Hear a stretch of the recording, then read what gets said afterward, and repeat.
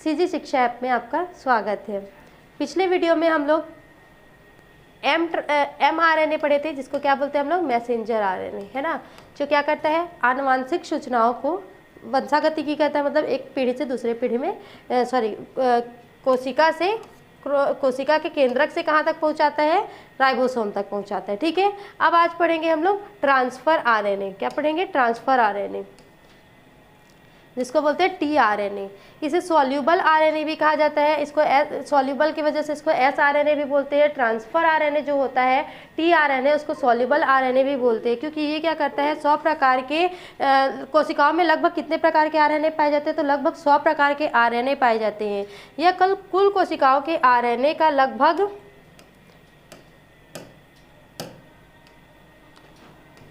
15% भाग का निर्माण करता है। ये आकार में अन्य आरएनए की तुलना में काफ़ी छोटे होते हैं। जो ट्रांसफर आरएनए होते हैं ना, वो अन्य जो अलग अलग प्रकार के आरएनए होते हैं उनसे क्या होता है, आकार में, साइज में थोड़ा छोटा होता है, जिससे क्या बोलते हैं, जिनका सेडिमेंटेशन क्या होता है, लगभग 4s होता है। सेडिमेंटेशन मतलब क्या होता है, छानने की क्रिया।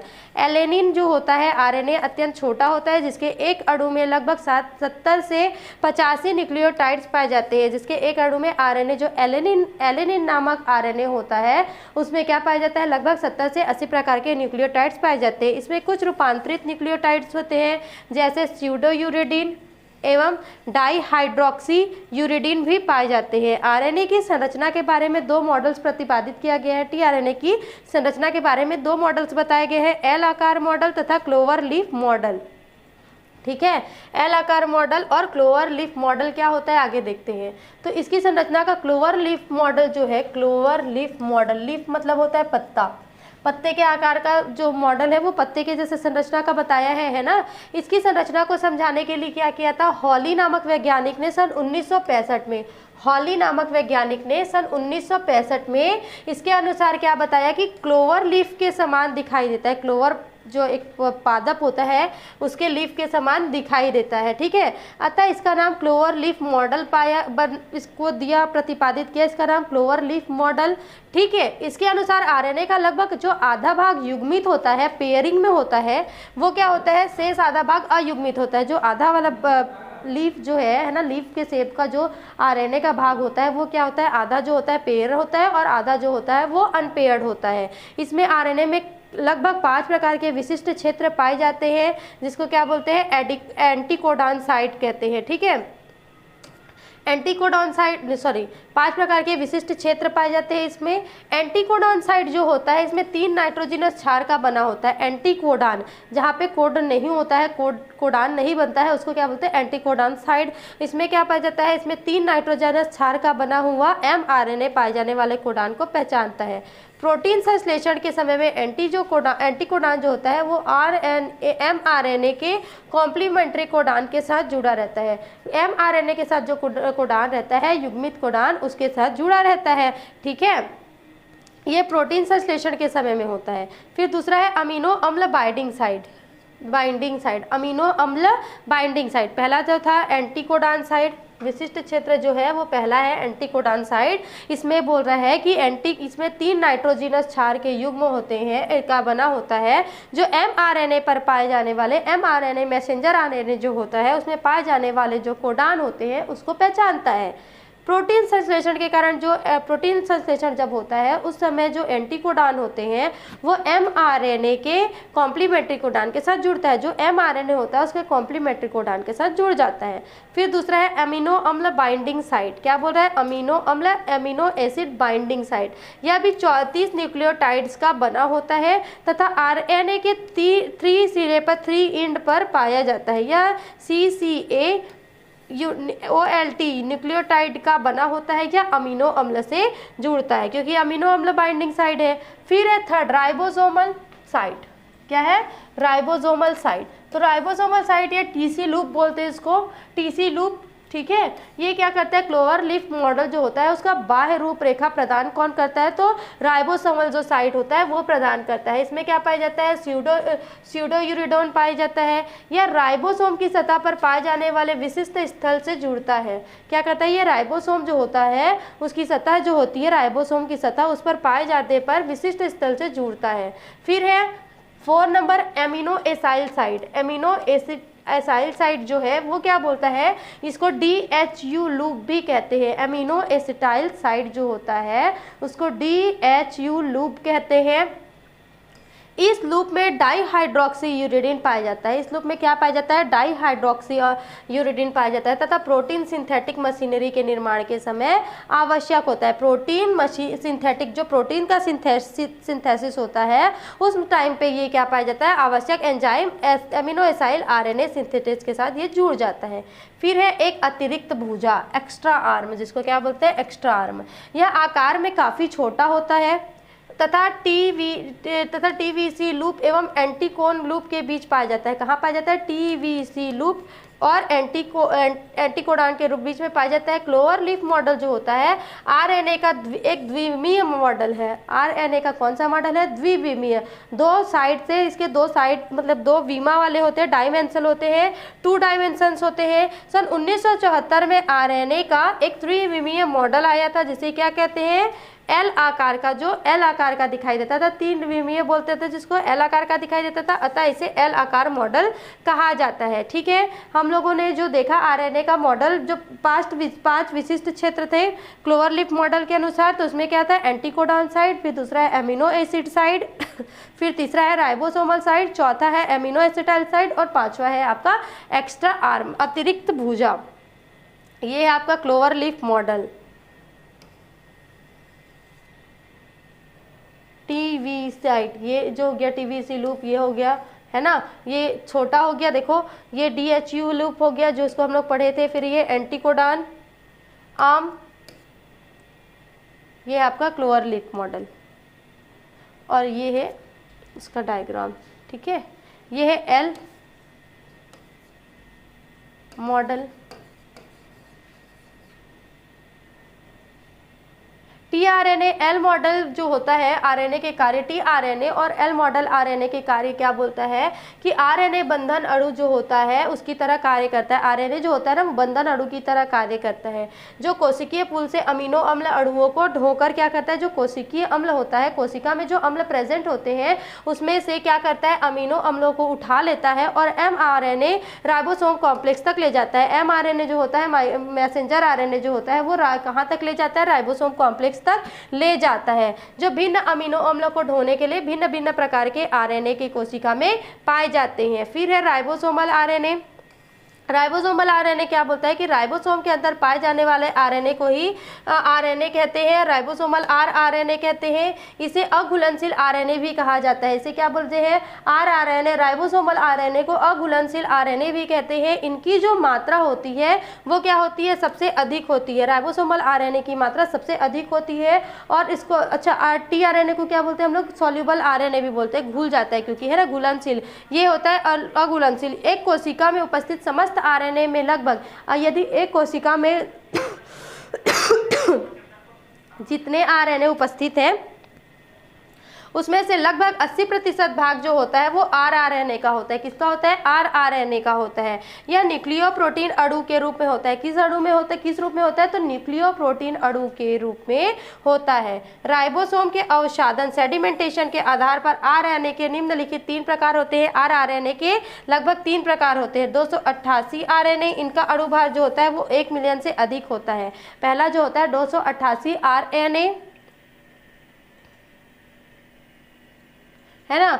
फिर है उसके बाद इनका अवसादन गुणांक जो होता है 215 से 298 के मध्य होता है अवसादन गुणांक। ठीक है, ये 605 उप इकाइयों में पाए जाते हैं। कितने उप इकाइयों में पाए जाते हैं, 605 उप इकाइयों में पाए जाते हैं। फिर दूसरा है 18S FRNA, इनका अणुभार जो होता है वो 1 मिलियन से कम होता है। इनका अवसादन गुणांक जो होता है वो 125 से 185 के मध्य होता है, 125 से 185 के मध्य। ये 405 उप इकाइयों में पाए जाते हैं। कितने, वो 605 उप इकाइयों में पाए जाते थे। कौन, जो आपका 288 RNA जो है वो क्या है, 288 RNA वो 605 उप इकाइयों में पाए जाते थे। और ये जो है आपका 18S वो जो है वो 405 उप इकाइयों में पाए जाते हैं। इनका जो अणुभार होता है वो 1 मिलियन से कम होता है और अवसादन गुणांक जो होता है वो लगभग 125 से 185 के मध्य होता है। ठीक है, sRNA इनका अणुभार अत्यंत कम होता है। तीसरा जो होता है वो sRNA है जिसका अणुभार क्या होता है, अत्यंत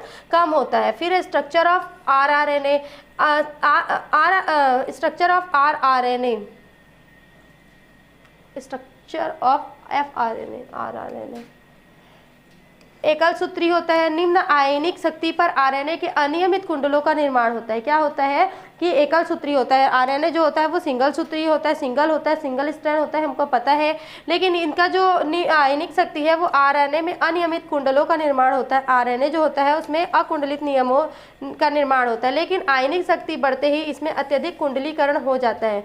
जब इसकी आयनिक शक्ति बढ़ती है ना, जब इसकी आयनिक शक्ति बढ़ती है तो क्या हो जाता है, इसमें अत्यधिक कुंडलन हो जाता है। जब आयनिक शक्ति मतलब क्या होता है, इसमें आयन जुड़ते जाते हैं तो इसका जो शक्ति है, स्ट्रेंथ जो है वो बढ़ जाता है। फिर जब कुंडलीकृत भाग जो होता है, जब कुंडलीकृत भाग मतलब क्या हो गया, जो घुमा हुआ भाग, ये जो मुड़ा भाग होता है ना, ये क्या होता है, इसमें क्षारक का युग्मन होता है। क्षार जो बेस आते हैं वो क्या करते हैं, यहाँ से पेयरिंग कर, यहाँ पे फिर दूसरा आरएनए आया तो यहाँ का बेस यहाँ जाके जुड़ जाता है। ठीक है, आरएनए का जो कार्य है वो है राइबोसोम का निर्माण करना। आरएनए का सबसे मुख्य कार्य क्या है, ये है आपका अनपेयर्ड और पेयर्ड, जहाँ से क्या होता है, जुड़ जाते हैं। ठीक है, अब देखते हैं mRNA, rRNA और tRNA, तीनों आरएनए में क्या अंतर पाया जाता है और किस किस आधार पर अंतर पाया जाता है। मोस्ट इंपॉर्टेंट अगर आप लोग क्वेश्चन देखेंगे आरएनए से तो ये है कि तीनों आरएनए में, मतलब rRNA, mRNA और tRNA, तीनों आरएनए में किस प्रकार का किस किस आधार पर कौन कौन से विषमानताएं होती है या फिर ये इनके बीच में जो अंतर होता है, डिफरेंसेस जो होते हैं उसको बताइए। तो पहला है स्थिति के आधार पर। अगर स्थिति के आधार पर देखेंगे तो mRNA जो होता है वो कोशिका द्रव्य में राइबोसोम से जुड़े हुए पाए जाते हैं। मैसेंजर आरएनए जो होते हैं वो कोशिका द्रव्य में mRNA से जुड़े हुए पाए जाते हैं। फिर जो rRNA होता है वो राइबोसोम के अंदर पाए जाते हैं। rRNA कहाँ पाए जाता है, राइबोसोम के अंदर पाया जाता है। और tRNA जो होता है वो कोशिका द्रव्य में स्वतंत्र रूप से पाए जाते हैं। ठीक है, अगर इनकी प्रतिशत मात्रा के आधार पर देखेंगे, इनका अगर लक्षण देखेंगे प्रतिशत मात्रा के आधार पर, तो ये लगभग 3% से 5% होते हैं। कौन, mRNA जो होते हैं वो 3% से 5% होते हैं किसी भी कोशिका में, ये 15% होते हैं। rRNA जो होते हैं वो 15% होते हैं और tRNA जो होते हैं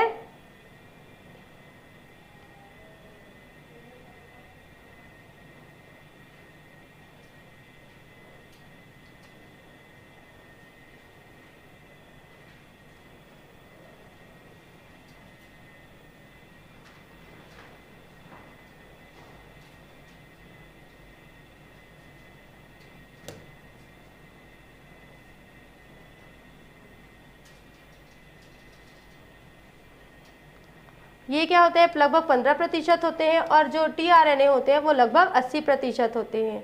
ठीक है भैया, एक बार बंद करो तो देखो गड़बड़ क्यों लग रहा है। rRNA, tRNA और mRNA तीनों के बीच अंतर पूछा जाता है आपको प्रश्न में, तो आप इस प्रश्न का तैयारी इस आधार पर कर सकते हैं, उनके लक्षणों का जो आधार होता है उनके आधार पर तीनों के अंतर को पढ़ सकते हैं, जिससे आपको याद भी रहेगा, है ना। तो देखते हैं कि अगर स्थिति, उनकी स्थिति, पहला लक्षण दिया हुआ है उनकी स्थिति, है ना। तो mRNA की स्थिति के आधार पर ये कहाँ पे होते हैं, कोशिका द्रव्य में होते हैं, राइबोसोम से जुड़े हुए होते हैं।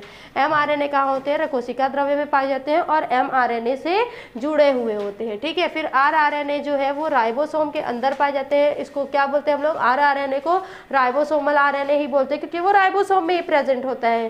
फिर है ट्रांसफर RNA, tRNA, ये कोशिका द्रव्य में स्वतंत्र रूप से पाए जाते हैं। अगर इनकी प्रतिशत मात्रा देखते हैं, इनमें प्रतिशतता देखते हैं कि कौन से आरएनए जो होता है वो कितने मात्रा में प्रेजेंट होता है, तो जो mRNA है वो तो लगभग 3 से 5% होता है, 3% से 5% तक होता है इसका जो प्रतिशत होता है किसी भी कोशिका में, है ना, 80% होता है राइबोसोमल आरएनए। जो राइबोसोमल आरएनए होता है ना वो लगभग 80% होता है, और टीआरएनए जो होता है वो लगभग 15% होता है। अगर आकार देखेंगे, आकार के आधार पर बात करेंगे तो जो mRNA होता है वो कैसा होता है, रेखित होता है, सीधी रेखा में होता है। rRNA जो होता है वो कुंडलित होता है, अभी हम लोगों ने पढ़ा। उसके बाद जो tRNA होता है वो क्लोवर लीफ के समान होता है, ठीक है, कैसा होता है, क्लोवर लीफ के समान होता है। फिर अगर जीवन काल देखेंगे इनकी, तो इनका जो जीवन काल होता है उसके आधार पर mRNA जो होता है वो 2 मिनट से 4 घंटे के अनुवादन के बाद विघटित हो जाते हैं। अनुवादन मतलब होता है ट्रांसलेशन,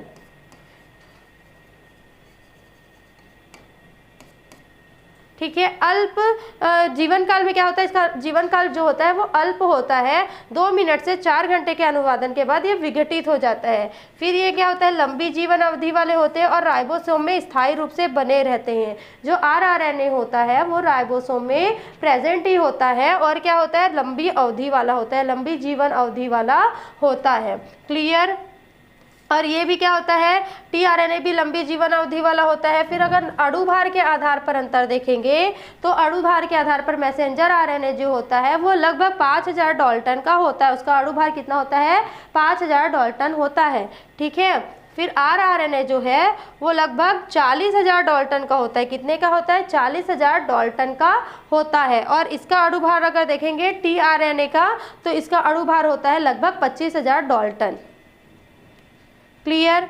अब देखते हैं डीएनए का संरचना, डीएनए के कार्य, डीएनए का रूप, सारा केमिकल कॉम्पोजिशन, और डीएनए और आरएनए के भी सारी चीज़ देख लिए, मॉडल्स जो थे वो देख लिए। अब दोनों में भी अंतर आपको पूछा जाता है, डीएनए और आरएनए के मध्य भी कोई अंतर पूछा जाता है। ये भी मस्ट इंपॉर्टेंट क्वेश्चन है, ठीक है। अब इतना होने के बाद हम लोग पढ़ते हैं नेक्स्ट टॉपिक, डीएनए पैकेजिंग। क्या पढ़ेंगे, डीएनए पैकेजिंग। डीएनए जो होता है वो गुणसूत्रों के ऊपर पाए जाते हैं।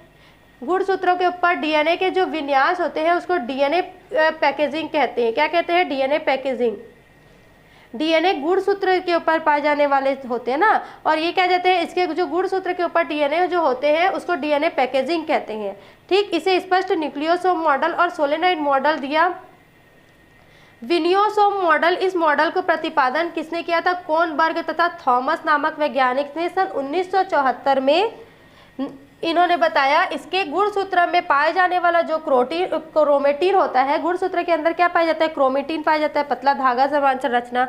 तो ये जो डीएनए तथा हिस्टोन प्रोटीन का बना होता है, ये जो क्रोमेटिन होता है ना वो किससे बना होता है, DNA plus histone protein.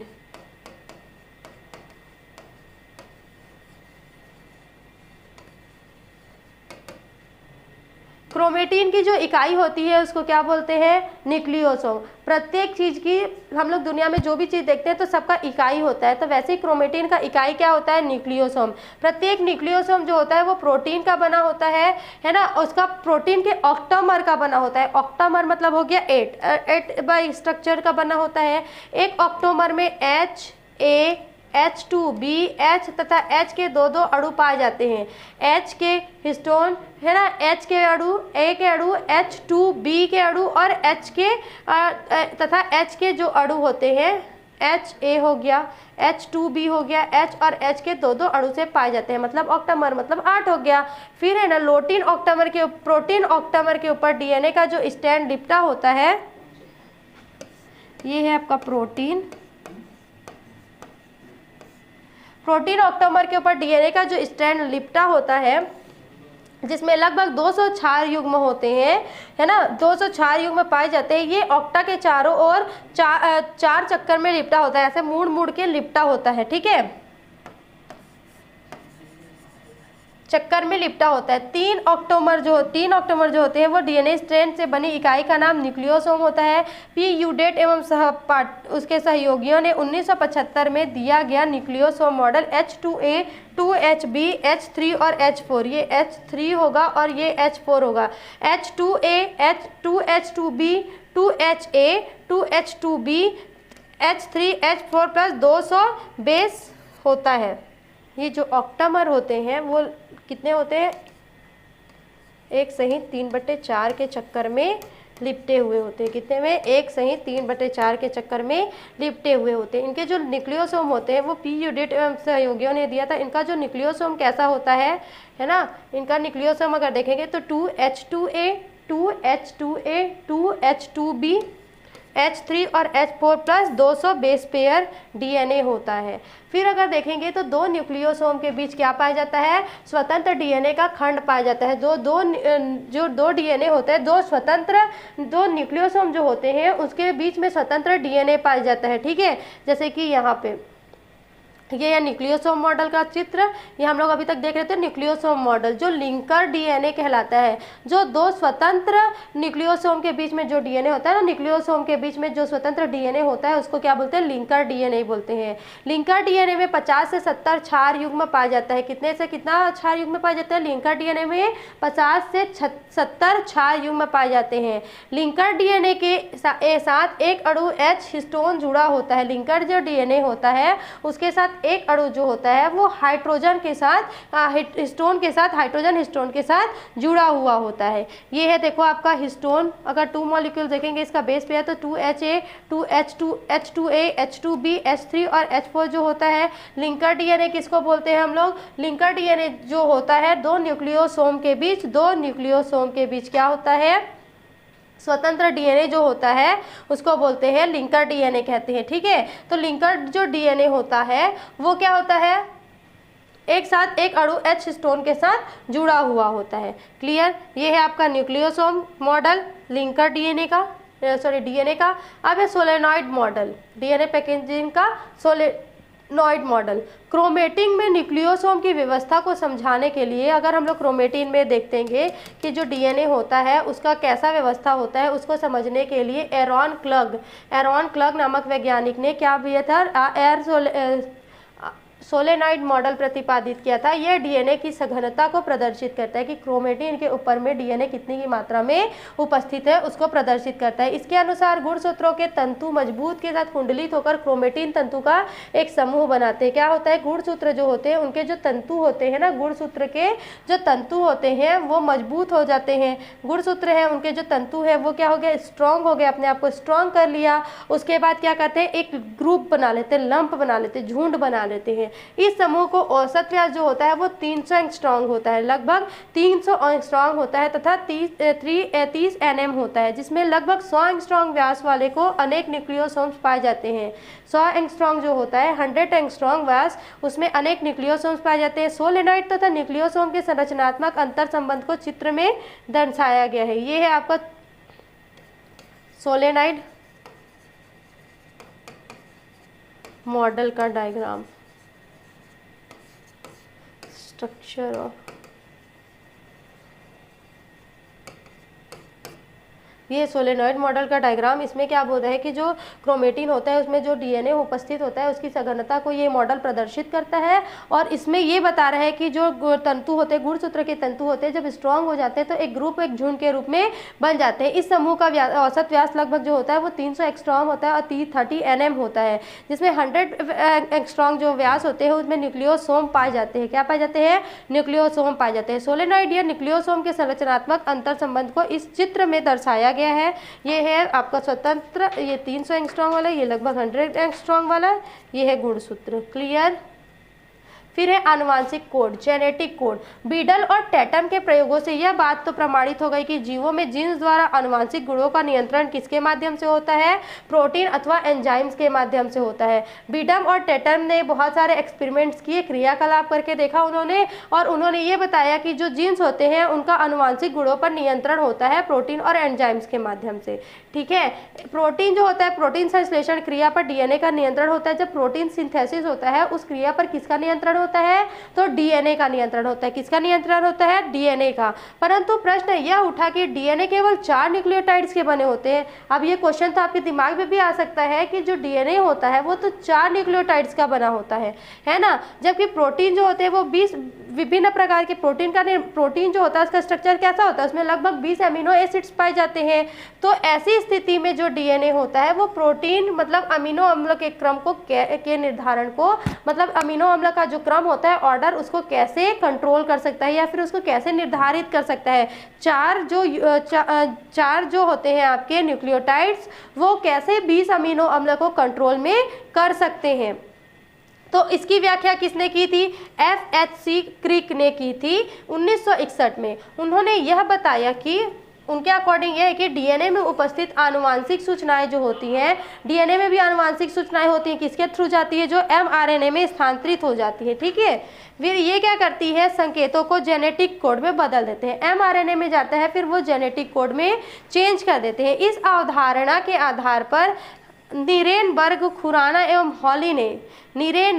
Khurana और हॉली ने जेनेटिक कोड की खोज में सफलता प्राप्त की। इनके अनुसार क्या होता है कि आनुवांशिक जो कोड होता है एक वैज्ञानिक के आधार पर नहीं बल्कि अनेक वैज्ञानिकों ने इसमें अपना योगदान दिया है। तो जेनेटिक कोड क्या होता है, उसके प्रयोग क्या है, उसके निष्कर्ष क्या है, वो देखते हैं। तो क्रिक और उनके सहयोगी, मतलब क्रिक और उनके साथ जो कार्य करते थे लोग, उन लोगों के अनुसार क्या होता है कि टी जीवाणुभोजी के, है ना, टी जीवाणुभोजी जो है वो डीएनए के एक अथवा एक से अधिक न्यूक्लियोटाइड के डिलीशन अथवा एडिशन के कारण डीएनए की सामान्य क्रियाशीलता परिवर्तित हो जाती है। ठीक है, जो इनके अनुसार क्या होता है, न्यूक्लियोटाइड ऐड भी होता है, डिलीट भी होता है ना। डीएनए में क्या होता है, न्यूक्लियोटाइड ऐड भी होता है, डिलीट भी होता है। उसके आधार पर क्या होता है, जो डीएनए का संरचना होता है वो क्या हो जाता है, परिवर्तित हो जाता है। क्रिया करने का भी तरीका परिवर्तित हो जाएगा, क्योंकि कुछ चीजें डिलीट हो गई और कुछ चीजें क्या हो गई, ऐड हो गई। नीरेनबर्ग और मथाई ने 1961 में बताया कि न्यूक्लियोटाइड के एक अक्षर वाले कोड केवल 4 प्रकार के अमीनो अम्ल को कोड कर सकते हैं। तो उनके अनुसार क्या बोल रहा है, नीरेनबर्ग नामक वैज्ञानिक ने वो बताया कि इनका जो एक अक्षर वाला कोड होता है डीएनए का, वो अमीनो अम्ल के 4 अक्षर वाले कोड को कंट्रोल कर सकता है। ठीक है, या फिर कोड कर सकता है। तो इनके अक्षर वाले कोड से क्या होता है, 4216 प्रकार के अमीनो अम्ल कोडित हो जाएंगे। तो 2 अक्षर वाले कोड से कितने कोड होंगे, 4216।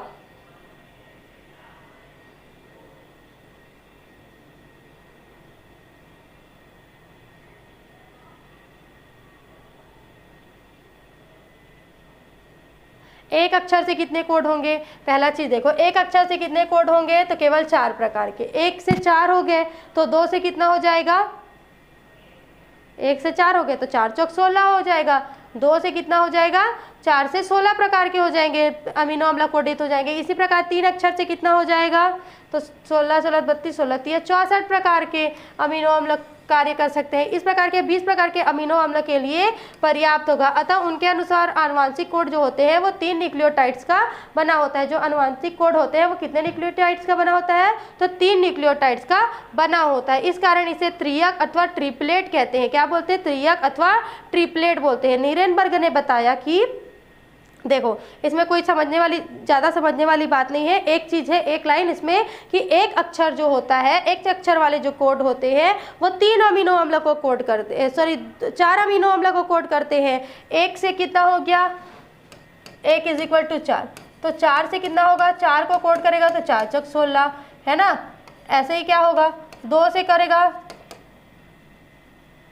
2 × 2 करेंगे तो कितना हो जाएगा आपका, 2 दूनी 4, 4 दूनी 8, 8 दूनी 16। ठीक है, इस प्रकार से कितना हो जाएगा ये 16।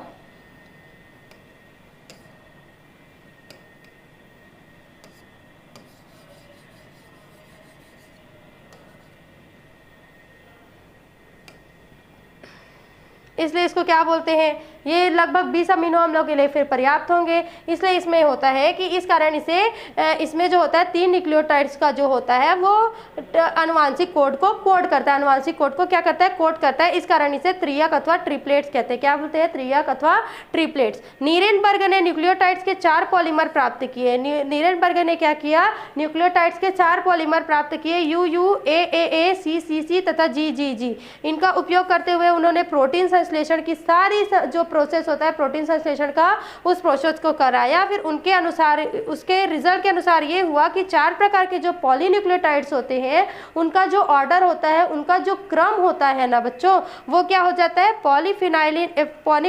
पॉलीफिनाइल एलिन, एलानिन और पॉलीलाइसिन, पॉलीप्रोलिन तथा पॉलीग्लाइसिन प्रकार के पॉलीपेप्टाइड बनाते हैं। जो 4 प्रकार के पॉलीन्यूक्लियोटाइड्स होते हैं ना, 4 प्रकार के पॉलीन्यूक्लियोटाइड्स पाए जाते हैं, तो वो क्या क्या बनाते हैं, पॉलीफिनाइल एलानिन, पॉलीलाइसिन, पॉलीप्रोलिन तथा पॉलीग्लाइसिन बनाते हैं। ये क्या होते हैं, पॉलीपेप्टाइड होते हैं। फिर खुराना ने 1964 में क्या किया, यूरेसिल तथा ग्वानिन नाइट्रोजनस क्षारयुक्त राइबोन्यूक्लियोटाइड्स का उपयोग करते हुए यूजी क्रम वाला पॉलीन्यूक्लियोटाइड्स प्राप्त किया। ठीक है, उसको प्रयोगशाला में प्राप्त किया।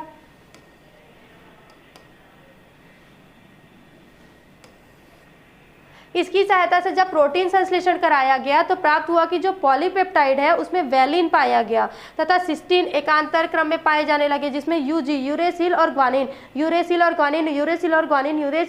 का जो क्रम था उसको अगर लिया वो प्रयोगशाला में किसने, खुराना नामक वैज्ञानिक ने, तो उसने पाया कि जो रिजल्ट था उसमें पॉलीपेप्टाइड में वैलिन सिस्टीन इस प्रकार का एकांतर क्रम पाया। संभव था कि जब 3 न्यूक्लियोटाइड एक साथ मिलकर एक अमीनो अम्ल को कोड करते हैं तो 1, 2 एवं 3 अक्षर वाले जो कोडान होंगे, मतलब सिंगलेट, डबलेट और ट्रिपलेट जो कोडान होंगे, वो बाद में अमीनो अम्ल को रिप्लेसमेंट तथा फ्रेम शिफ्ट म्यूटेशनों द्वारा प्रयोगशाला में आनुवांशिक कोड की प्रकृति का बात किया।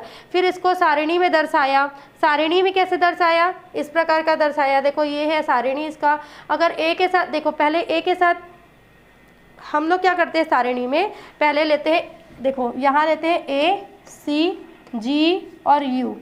ठीक, यहाँ लेते हैं ए, सी, जी और यू।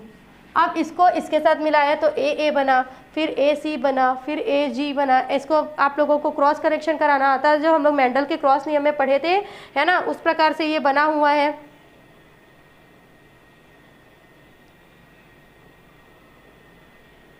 क्लियर, समझ में आया इसको कैसे कराना है।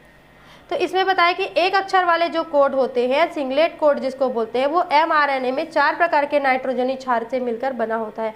एक अक्षर वाले कोड किससे किससे मिलकर बने होते हैं, AUGC से, किससे किससे, AUGC से। यदि यह मान लिया जाए कि प्रत्येक क्षारक एक अमीनो अम्ल की कोडिंग करता है तो अधिकतम 4 अमीनो अम्ल को ही कोडिंग करेंगे।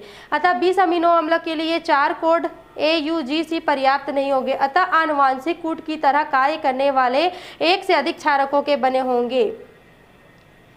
फिर होंगे 2 अक्षर वाले कोड। 2 अक्षर वाले कोड क्या करते हैं, अगर एक जो होता है वो 4 को करेगा तो 4 है तो वो कितना, दूसरा जो है वो 4 को करेगा तो 4 चौक कितने हो गए, 16 हो गए हमारे पास। 2 अक्षर वाले लोगों को करते, 2 अक्षर वाले कोडिंग को देखते हैं तो, है ना, 2 अक्षर वाले कोडिंग का क्या हो रहा है कि वो ये भी 20 के लिए अपर्याप्त है, क्योंकि क्या हुआ, पहला वाला जो था वो 4 के लिए किया, फिर दूसरा वाला जो था वो 4 के लिए किया, तो 4 चौक कितना हो गया, 16 अमीनो अम्ल को कोड किया। तो ये भी क्या है, 20 अमीनो अम्ल के लिए पर्याप्त नहीं है, पर्याप्त।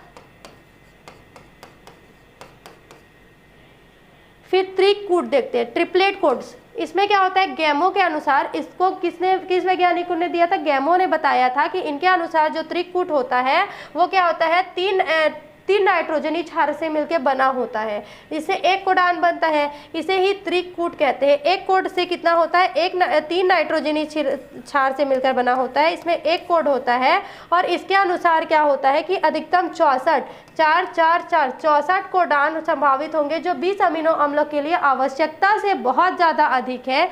तो बाद में खोजे गए तथ्यों से पता चला कि जो अमीनो अम्ल है उसके लिए 1 से अधिक कोडान भी होते हैं, है ना। mRNA के लिए ट्रिपलेट कोडान का प्रदर्शन किया गया है। ये है mRNA के लिए ट्रिपलेट कोडान का प्रदर्शन, ठीक है, आपके बुक में भी दिया हुआ है, इसको आप देख लेंगे।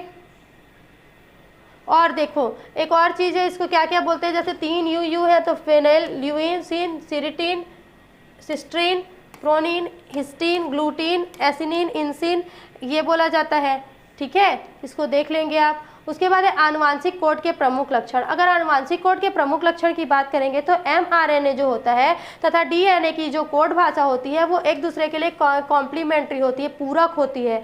mRNA की भाषा और DNA की जो भाषा होती है, कोड भाषा जो होती है, वो एक दूसरे के लिए पूरक होती है। ठीक है। अगर आनुवांशिक कोड के प्रमुख लक्षण देखेंगे तो पहला है ट्रिपलेट कोड। ट्रिपलेट कोड क्या बोलता है कि इनके 3 नाइट्रोजनी क्षार का समूह का बना होता है, इसलिए ये क्या होता है, 3 समूह का बना होता है, इसमें कोड आवश्यक होता है। फिर दूसरा है प्रारंभ सिग्नल, स्टार्ट सिग्नल।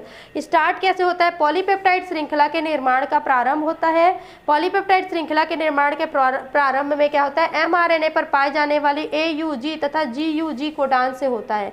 किससे होता है, AUG और GUG कोडान से होता है। ये क्रमशः मिथायोनिन तथा वैलिन अमीनो अम्ल को कोड करते हैं। AUG, इसको आप लोग नोट डाउन करते जाएंगे, किससे किससे इसका सारणी बना सकते हैं आप लोग। AUG और GUG होता है वो किसको कम कोड करता है, मिथियोनिन तथा वैलिन, मिथियोनिन तथा वैलिन को क्या करता है, कोड करता है। फिर है रुकावट सिग्नल, स्टॉप सिग्नल। प्रत्येक पॉलीपेप्टाइड श्रृंखला की जो लंबाई होती है वो निश्चित होती है। पॉलीपेप्टाइड श्रृंखला की लंबाई जो होती है, लेंथ जो होती है, वो निश्चित होती है। ठीक है। तो अतः श्रृंखला के निर्माण के बाद क्रिया का समापन आवश्यक होता है। तो mRNA पर पाए जाने वाले समस्त जो 3 कोडान होते हैं, जिसमें है UAA ऑचरी, UAG एम्बर तथा UGA ओपल, किसी भी अमीनो अम्ल को कोड नहीं करते हैं। UAA, UAG तथा UAA, UGA और UAG, ये जो होते हैं वो किसी भी अमीनो अम्ल को कोड नहीं करते हैं। ये श्रृंखला निर्माण की क्रिया को रोकते हैं और अतः इसे टर्मिनेटिंग कोडान कहा जाता है। इसको क्या बोलते हैं, टर्मिनेटिंग कोडान, क्योंकि ये जो तीनों कोड होते हैं वो किसी को भी कोड नहीं करते हैं। फिर है सार्वत्रिक कोडान। सार्वत्रिक कोडान क्या है, पृथ्वी पर पाए जाने वाले समस्त जीवों के आनुवांशिक कोड एक समान होते हैं। पृथ्वी में जितने भी जीव पाए जाते हैं ना, तो जिनके सारे जीवों के आनुवांशिक कोडान कैसे होते हैं, एक समान होते हैं। उदाहरण, विषाणुओं से उच्च श्रेणी के वृक्ष एवं मनुष्य तक UUU कोडान फिनाइल एलेनिन को ही कोड करता है। किसको कोड करता है, फिनाइल एलानिन को ही कोड करता है। कौन, UUU। 3 जो यूरेसिल के कोडान मिलके होते हैं, 3 नाइट्रोजनस यूरेसिल मिलके जब एक किसी चीज को कोड करते हैं, आनुवांशिक कोड करते हैं, तो किसको का हमेशा कोड करते हैं, किसी भी जीव में हो तो फिनाइल एलानिन को ही कोड करते हैं। असंदिग्ध कोडान, एक कोडान हमेशा एक ही अमीनो अम्ल को कोड करता है, दूसरे को नहीं। फिर है अपह्राशित कोडान। अपह्राशित कोडान मतलब क्या होता है, डिजनरेसी कोडान। चूंकि mRNA पर 64 प्रकार के कोडान्स पाए जाते हैं, जबकि अमीनो अम्ल कितने होते हैं, 20। अगर कोई भी mRNA होता है उसमें क्या कितने प्रकार के कोडान्स पाए जाते हैं, अगर ट्रिपलेट कोड के अनुसार देखेंगे तो 64 कोडान्स पाए जाते हैं, जबकि अमीनो अम्ल जो होता है वो 20 प्रकार का होता है। कितने प्रकार का, 20 प्रकार का। तो ऐसी स्थिति में एक से अधिक प्रकार के कोडान्स जो होते हैं एक ही अमीनो अम्ल को कोड कर सकते हैं। एक से अधिक प्रकार के कोडान जो क्या करते हैं, एक ही अमीनो अम्ल को कोड करते हैं। उदाहरण है UUU, UUC कोडान्स किसको करता है, तो फिनाइल एलानिन को कंट्रोल करता है, तथा UAC और UAU टायरोसिन को कोड करते हैं। UAC और UAU किसको कोड करते हैं, टायरोसिन को कोड करते हैं। मिथियानिन तथा ट्रिप्टोफान को, मिथियानिन को AUG कोड करता है तथा ट्रिप्टोफान को UGG कोड करता है। छोड़कर से सभी अमीनो अम्ल एक से अधिक कोडान द्वारा कोडित होते हैं। फिर है कोमा रहित कोडान। ठीक है। तो कोमा रहित कोडान क्या होता है कि ये सभी कोडान जो होते हैं mRNA पर नियंत्रण क्रम में लगे होते हैं। किसमें लगे होते हैं, mRNA पर नियंत्रण क्रम में, अर्थात उनके बीच कोई भी बेकार न्यूक्लियोटाइड नहीं होता है। कोमा रहित कोडान में क्या होता है, इसमें कोई भी अलग प्रकार का न्यूक्लियोटाइड जो होता है वो क्रम में नहीं लगा होता है। यह इस बात से प्रमाणित होता है कि 150 जो न्यूक्लियोटाइड्स होते हैं उसका बना mRNA 150/350 अमीनो अम्ल को कोड करने में सक्षम होता है। ठीक है। अगर कंटिन्यू होते हैं, कोमा रहित कोडान होते हैं, तो ये 150 जो होते हैं 150 न्यूक्लियोटाइड, उसको कितने 50 न्यूक्लियोटाइड्स क्या कर लेते हैं, अमीनो अम्ल को कोड कर लेते हैं। अन्य अतिव्यापित कोडान, नॉन ओवरलैपिंग कोड्स, कोई भी दो कोडान जो होते हैं अतिव्यापित नहीं होते, मतलब एक दूसरे के जो चीज़ होती है उनको कोड नहीं करते हैं। अर्थात 3 न्यूक्लियोटाइड का बना एक कोडान एक अमीनो अम्ल को ही तथा अगला 3 न्यूक्लियोटाइड का दूसरे अमीनो अम्ल को ही कोड करेगा, वो एक दूसरे का नहीं करते हैं। इस प्रकार यह कह सकते हैं कि mRNA पर स्थित कोई भी न्यूक्लियोटाइड जो होता है वो एक ही आनुवांशिक कोड का भाग होता है। डीएनए एवं आरएनए की समरैखिकता है ना, डीएनए और आरएनए जो होता है उसे निर्मित mRNA जो होता है वो न्यूक्लियोटाइड्स के क्रम हमेशा अनुपूरक अथवा कॉम्प्लीमेंट्री होते हैं। डीएनए और mRNA, जो डीएनए होता है जब वो कुंडलन में होता है, जब वो कुंडलन खुलता है तो इस प्रकार का होता है, तो इसी को हम लोग क्या बोलते हैं, mRNA बोलेंगे, ठीक है। और ये क्या होता है, पूरक ही होगा क्योंकि इसी का एक भाग होता है ना, इसलिए उसके द्वारा जो क्रम होते हैं, उसके द्वारा पॉलीपेप्टाइड में अमीनो अम्ल के क्रम के साथ एक निश्चित संबंध दर्शाता है। निश्चित संबंध क्यों दर्शाता है, क्योंकि वो उसी का लगभग उसी के जैसा भाग होता है। इस संबंध को डीएनए mRNA पॉलीपेप्टाइड समरैखिकता कहते हैं। फिर है आनुवांशिक सूचनाओं का प्रवाह या सेंट्रल डोमा। आनुवांशिक सूचनाओं के प्रवाह को ही सेंट्रल डोग्मा कहते हैं, ठीक है। डोग्मा, इसको यहाँ लिख लेना, डोग्मा, आपके पाठ्य पुस्तक में भी दिया होगा, है ना। ये सब छोटे छोटे थ्योरी या फिर 1-2 नंबर के क्वेश्चंस में जाते हैं, ज़्यादा कोई विशेष नहीं आता है, लेकिन आपको इसके बारे में जानकारी होनी चाहिए। तो आनुवांशिक सूचनाओं का जो प्रवाह होता है उसको क्या बोलते हैं, सेंट्रल डोग्मा। आनुवांशिक सूचनाओं का प्रवाह मतलब एक स्थान से दूसरे स्थान पर जाता है, उसको क्या बोलते हैं, सेंट्रल डोग्मा। अनेक शोध हुए, बहुत सारे, है ना। साइंस का क्षेत्र ऐसा होता है, विज्ञान का क्षेत्र ऐसा होता है कि किसी भी तथ्य के ऊपर क्या होता है, बहुत सारे शोध होते हैं, बहुत सारे वैज्ञानिक आते हैं, अपने अपने तथ्य देते हैं, अपने अपने प्रयोग करते हैं, क्रियाकलाप करते हैं, फिर उनको बताते हैं। तो उनके हो चुका है। तो डीएनए जो है उसमें उपस्थित नाइट्रोजनस क्षार का जो क्रम होता है वो पॉलीपेप्टाइड श्रृंखला में अमीनो अम्ल के क्रम का निर्धारण करता है। क्या करता है, पॉलीपेप्टाइड श्रृंखला में अमीनो अम्ल के क्रम को निर्धारित करता है, ठीक है। प्रोटीन संश्लेषण का समय सर्वप्रथम डीएनए में संचित आनुवांशिक सूचना जो था वो डीएनए से mRNA में स्थानांतरित हो जाती है, ठीक। जो प्रोटीन संश्लेषण होता है ना, उस समय क्या होता है, डीएनए में जो संचित आनुवांशिक सूचना होती है, डीएनए के अंदर आनुवांशिक सूचनाएं होती है, आपको पता है, वो क्या होता है, mRNA में स्थानांतरित हो जाता है, ट्रांसफर हो जाता है। फिर आरएनए पुनः इसे आनुवांशिक सूचनाओं को प्रोटीन की भाषा में अनुवादित करके आनुवांशिक भाषा को mRNA में अनुलेखित कर देता है। अनुवादित मतलब क्या होता है, ट्रांसलेट करता है। फिर ट्रांसलेट के बाद उसको क्या कर लेता है, ट्रांसक्रिप्ट कहलाता है, ट्रांसक्रिप्शन कहलाता है ना, ट्रांसक्रिप्ट कर देता है, उसका कोड बना देता है। आनुवांशिक सूचनाओं को डीएनए से mRNA में पहुंचाना ट्रांसलेशन, और ट्रांसलेशन के बाद उसको कोड का निर्धारण करना ट्रांसक्रिप्शन कहलाता है, ठीक है। mRNA से आनुवांशिक सूचनाएं राइबोसोम्स के मध्यस्थता में पॉलीपेप्टाइड अथवा प्रोटीन तक पहुंचती है। इस क्रिया को अनुवादन अथवा ट्रांसलेशन कहते हैं। जीवों में आनुवांशिक प्रवाह जो होता है, फिर क्या होता है, जो ट्रांसक्रिप्ट हुआ रहता है, जो सूचना जो होता है वो ट्रांसक्रिप्ट हुआ होता है, ट्रांसक्रिप्ट हो गया, उसके बाद क्या होता है, वो पॉलीपेप्टाइड अथवा प्रोटीन जो होता है, जो राइबोसोम्स के पास उपस्थित होते हैं, वहां तक पहुंचता है। इस क्रिया को फिर से क्या बोलते हैं, अनुवादन या ट्रांसलेशन कहते हैं। जीवों में आनुवांशिक प्रवाह निम्न प्रकार के हो सकते हैं। कैसे कैसे हो सकते हैं, पहले देखो, पहले डीएनए होता है, पहले ट्रांसक्रिप्शन होके आरएनए में आ गया, फिर ट्रांसलेशन होके प्रोटीन में चला जाता है। ये है वन वे फ्लो। एक अगर सीधी रेखा में हम लोग बात करेंगे, सीधी बात करेंगे तो डीएनए से ट्रांसक्रिप्शन होके आरएनए में जाता है, आरएनए ट्रांसलेशन होके प्रोटीन्स में जाता है, ठीक है। ये होता है सूचनाओं का प्रवाह अगर एक रेखा में देखेंगे तो।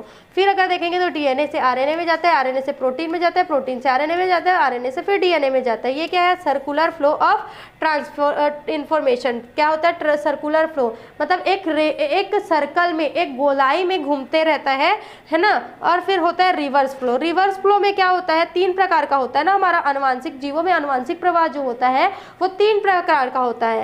पहला क्या हो गया आपका, वन वे फ्लो, एक ही दिशा में फ्लो करता है। तो पहले क्या होता है, डीएनए ट्रांसक्रिप्ट होता है, आरएनए में जाता है, फिर वहां से ट्रांसलेशन होता है और ट्रांसलेट होके प्रोटीन्स में जाता है। फिर अगर सर्कुलर फॉर्म में देखेंगे तो सर्कुलर फॉर्म में होता है कि डीएनए आरएनए में जाता है, आरएनए जो होता है प्रोटीन्स में, प्रोटीन से आरएनए, आरएनए से डीएनए। देन अगर तीसरा बात करेंगे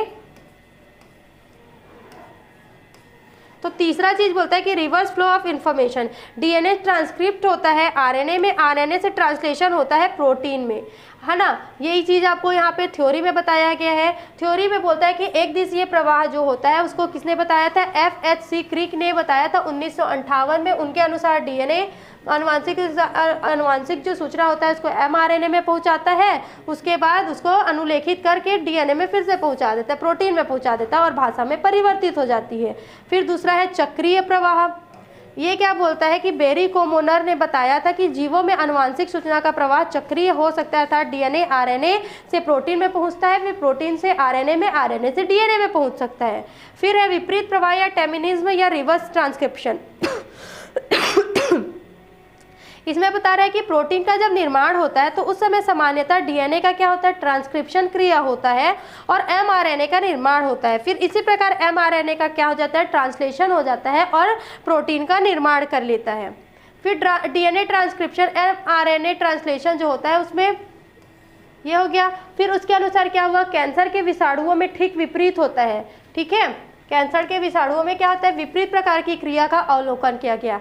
कैंसर या जो ट्यूमर होता है वो क्या बोल रहे हैं, आनुवांशिक पदार्थ जो होता है वो आरएनए के रूप में होता है। कैंसर या फिर जो ट्यूमर होता है, ट्यूमर, उसमें क्या होता है, उनके जो विषाणु होते हैं उनमें आनुवांशिक जो पदार्थ होता है वो किस प्रकार का होता है, आरएनए के रूप में होता है विषाणुओं में। ठीक है, अतः इसे ट्रांसक्रिप्शन क्रिया विपरीत दिशा में होती है। जो ट्रांसक्रिप्शन की क्रिया होती है वो विपरीत दिशा में होती है, उल्टी दिशा में होती है, तथा आरएनए जो होती है विपरीत ट्रांसक्रिप्शन क्रिया द्वारा सर्वप्रथम डीएनए का निर्माण करता है। या डीएनए बाद में क्या होता है, ट्रांसक्रिप्शन क्रिया द्वारा एमआरएनए और आरएनए ट्रांसलेशन क्रिया द्वारा प्रोटीन का निर्माण करता है। बाद में डी बॉल्टीमोर एवं एच टेमिन ने बताया कि सन 1975 में विभिन्न प्रयोगों के आधार पर रिवर्स ट्रांसक्रिप्शन की क्रिया रिवर्स ट्रांसक्रिप्टेज एंजाइम की उपस्थिति में होती है। इस संपूर्ण घटना को ही टेमिनिज्म कहते हैं। ये इंपॉर्टेंट है आपका, टेमिनिज्म किसे कहते हैं, तो टेमिनिज्म किसे कहते हैं, टेमिनिज्म किसे कहते हैं कि रिवर्स ट्रांसक्रिप्शन की जो क्रिया होती है डीएनए प्रोटीन संश्लेषण में या फिर डीएनए से एमआरएनए के ट्रांसक्रिप्शन और एमआरएनए से ट्रांसलेशन होकर प्रोटीन का जो निर्माण होता है उसमें जो रिवर्स ट्रांसक्रिप्शन की क्रिया होती है उस रिवर्स ट्रांसक्रिप्शन की क्रिया किसकी उपस्थिति में होती है, रिवर्स ट्रांसक्रिप्टेज एंजाइम की उपस्थिति से होती है। इस संपूर्ण घटना को क्या बोलते हैं, टेमिनिज्म कहते हैं। क्या बोलते हैं, टेमिनिज्म। ये देखो आपका डीएनए है, वो ट्रांसलेशन की क्रिया हुआ, वो एमआरएनए से ट्रांसलेशन से प्रोटीन बनता है। ठीक है, रिवर्स में चला गया तो इस प्रकार का क्रिया होता है। अभी हम लोगों ने जिस चीज़ को थ्योरी में पढ़ा उसी चीज़ को। फिर है आपका नेक्स्ट टॉपिक है, इंपॉर्टेंट टॉपिक है, प्रोटीन संश्लेषण के प्रमुख घटक। प्रोटीन संश्लेषण क्या होता है ना, important components of protein synthesis. Protein संश्लेषण क्या होता है, एक जटिल प्रक्रिया होती है, बहुत लंबी लेंदी प्रक्रिया है जिसमें क्या होता है, घटक होते हैं। पहला है डीएनए, यह अनुवांशिक पदार्थ के रूप में पाया जाता है। इसके जो न्यूक्लियोटाइड्स होते हैं वो प्रोटीन संश्लेषण से संबंधित सूचनाएं पाई जाती है। न्यूक्लियोटाइड्स में क्या होते हैं, न्यूक्लियोटाइड्स में क्या होते हैं, प्रोटीन संश्लेषण संबंधित सूचनाएं। फिर है एमआरएनए। एमआरएनए क्या होता है, यह आनुवांशिक सूचनाओं को केंद्रक के डीएनए से कोशिका द्रव्य तक पहुंचाने का कार्य करता है। क्या करता है, आनुवांशिक सूचनाओं को केंद्रक के डीएनए से कोशिका द्रव्य के तक पहुंचाने का कार्य करता है। फिर आरएनए, यह अमीनो अम्ल को कोशिका द्रव्य से राइबोसोम तक पहुंचाने का कार्य करता है। आरएनए जो होता है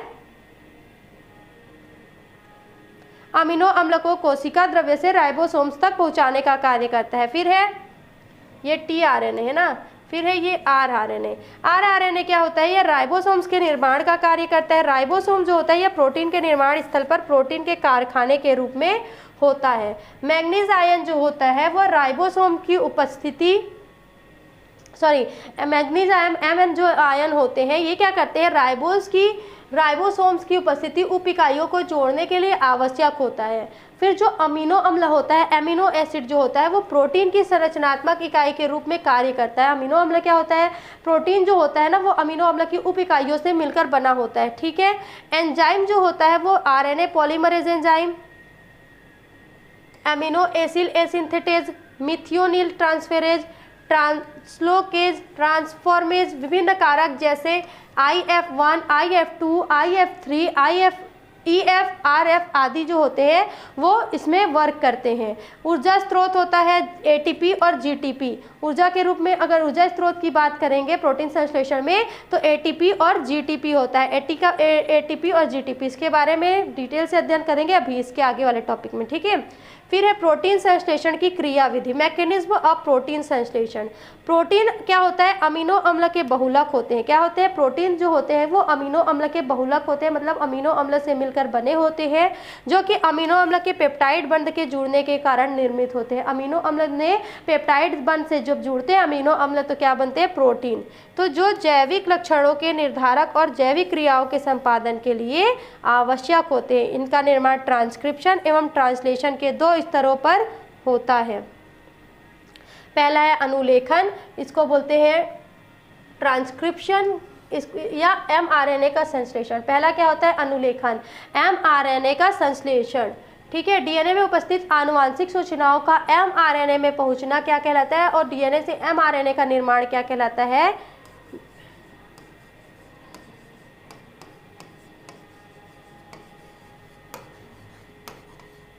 डीएनए से mRNA का निर्माण क्या कहलाता है, ट्रांसक्रिप्शन कहलाता है, ठीक है। यह जो क्रिया होती है वो निम्न चरणों में पूर्ण होती है।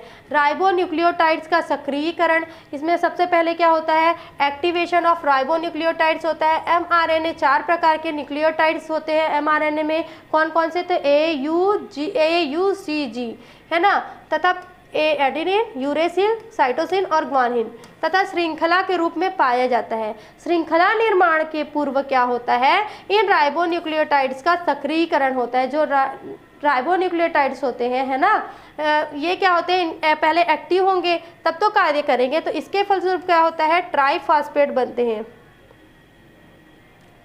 कैसे बनते हैं, देखो, एडेनोसिन मोनोफॉस्फेट जो होता है AMP जिसको बोलेंगे, एडिनोसिन मोनोफॉस्फेट, फास्फोरिलीज होता है तो एडिनोसिन ट्राइफॉस्फेट बनाते हैं, एडिनोसिन ट्राइफॉस्फेट का निर्माण करते हैं। फिर है यूरेडिन मोनोफॉस्फेट जो है, यूरेडिन मोनोफॉस्फेट क्या करता है, फॉस्फोरिलीज करता है PPI के द्वारा, और यूरेडिन ट्राइफॉस्फेट का निर्माण करता है। सिटिडीन मोनोफॉस्फेट, साइटोडीन होगा ना, ये सिटिडीन नहीं होगा, साइटोडीन जो होता है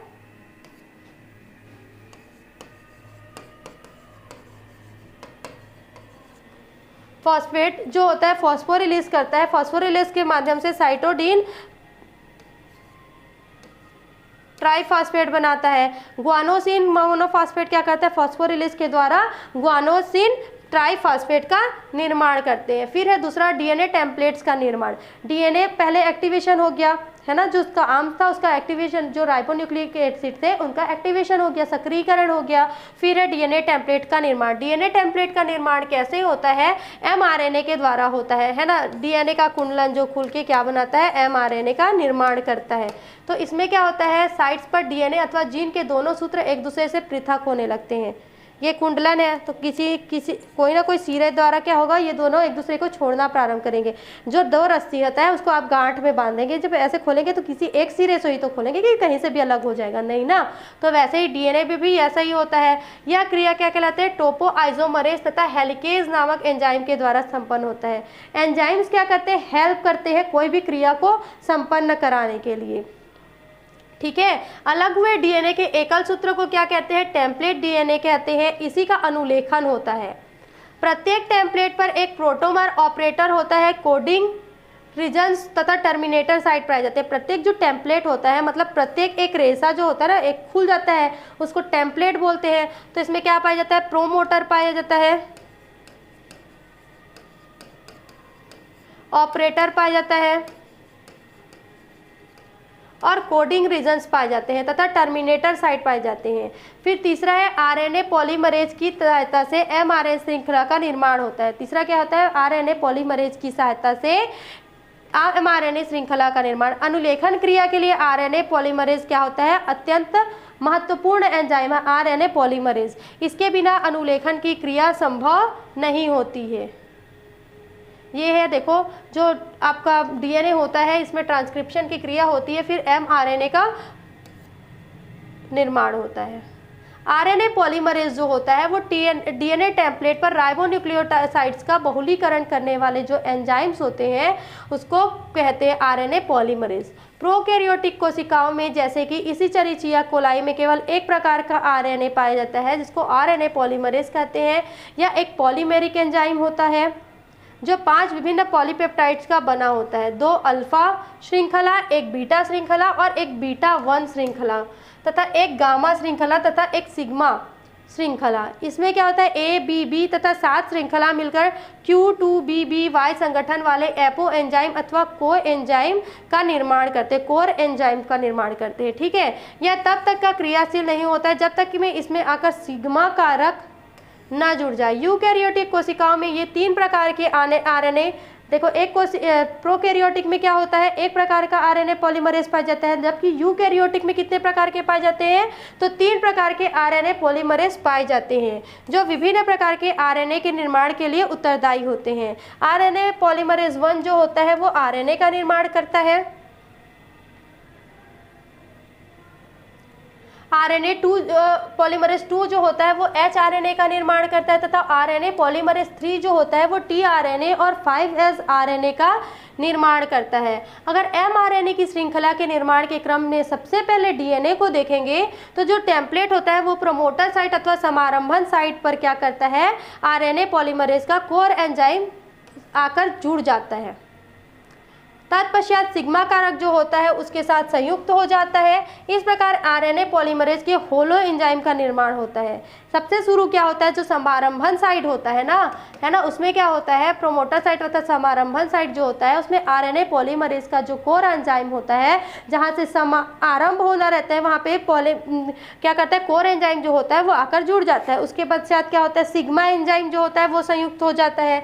इस प्रकार देखो सबसे पहले क्या होगा, समारंभन साइट पर देखते हैं ना, देख देती हूँ।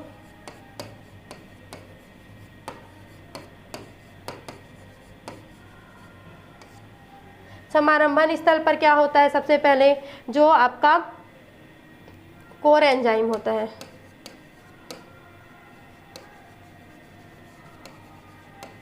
ऐड हो जाता है।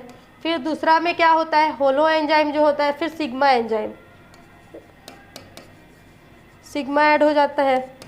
फिर थर्ड क्या होता है, फिर इस प्रकार पॉलीमरेज से होलो एंजाइम का निर्माण होता है। इन दोनों से क्या होता है, होलो एंजाइम का निर्माण होता है ना। जीव द्रव्य में स्थित राइबोन्यूक्लियोटाइड से बारी बारी डीएनए टेम्पलेट्स में आते जाते हैं और क्या हो जाता है, राइबोन्यूक्लियोटाइड डीएनए में स्थित न्यूक्लियोटाइड का कॉम्प्लीमेंट्री क्रम पहुंचते ही आरएनए पॉलीमरेज का होलो एंजाइम जो होता है डीएनए टेम्पलेट पर धीरे धीरे आगे की ओर बढ़ते जाता है। इस क्रिया का साथ साथ वह राइबोन्यूक्लियोटाइड्स को फॉस्फोडाइएस्टर बंधों के द्वारा जोड़ते जाता है। एमआरएनए का अलग होना क्या कहलाता है, फिर एमआरएनए जो होता है वो अलग हो जाता है। तो वांछित लंबाई एमआरएनए की श्रृंखला बनने के बाद क्या होता है, जो देखो एमआरएनए की पहले तो एमआरएनए की श्रृंखला बन गई, फिर जो एक्स्ट्रा लंबाई होती है वो क्या हो जाती है, अलग हो जाती है।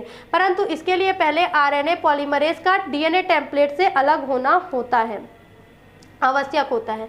यह क्रिया अलग कारक अथवा अलग कोफैक्टर के द्वारा प्रतिपादित होती है। जिस बिंदु से एमआरएनए का संश्लेषण बंद होता है वहीं पर कारक आरएनए पॉलीमरेज के साथ आकर जुड़ जाता है। ऐसा होने पर क्या होता है, आरएनए जो पॉलीमरेज होते हैं वो होलो एंजाइम से सिग्मा कारक तथा कोर एंजाइम पृथक हो जाते हैं और ये डीएनए टेम्पलेट से अलग हो जाते हैं। इस प्रकार बना एमआरएनए अणु स्वतंत्र रूप से कोशिका द्रव्य में उपस्थित रहता है और कुछ एमआरएनए केवल एक जीन द्वारा निर्मित होते हैं। इसको क्या बोलते हैं, मोनोसिस्टोनिक आरएनए कहते हैं। दूसरी ओर कुछ दूर पर एमआरएनए का अनुलेखन जो होता है वो किसके द्वारा, एक से अधिक जीन्स के द्वारा होता है। ठीक है, ऐसे एमआरएनए को क्या बोलते हैं, पॉलीसिस्टोनिक एमआरएनए कहते हैं। इसके पश्चात है प्रोकैरियोटिक में अनुलेखन, यूकैरियोटिक में अनुलेखन। आगे जो और टॉपिक्स है उसको हम लोग नेक्स्ट वीडियो में कंटिन्यू करेंगे। सीजी शिक्षा में जुड़े रहने के लिए धन्यवाद।